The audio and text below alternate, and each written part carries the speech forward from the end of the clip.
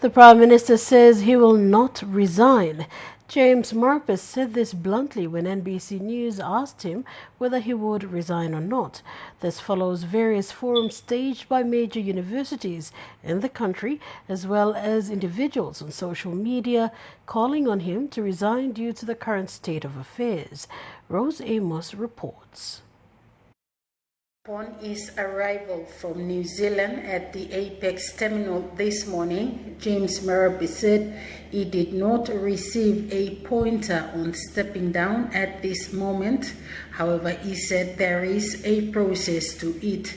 During his absence in the country, various major universities in the country staged forums, as well as individuals calling on him to resign due to the current state of affairs. This newsroom puts the question to the Prime Minister on his stance following various calls. Here is what he had to say.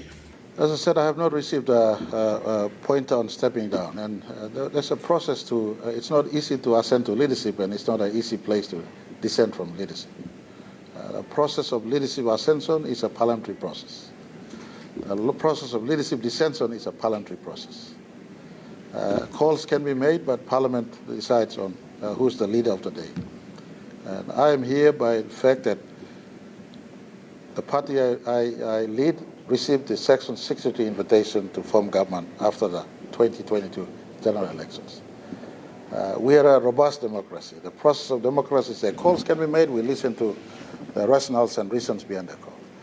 Murphy further adds PNG is a democratic country, and the process of democracy is that calls can be made, but the process of dismissing and appointing of a new Prime Minister will be done on the floor of Parliament.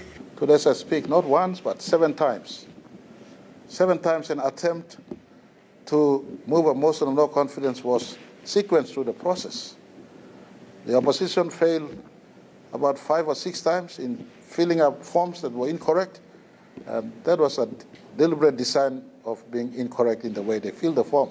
Wrong signatures, one number missing. Go through the history, that's what happened.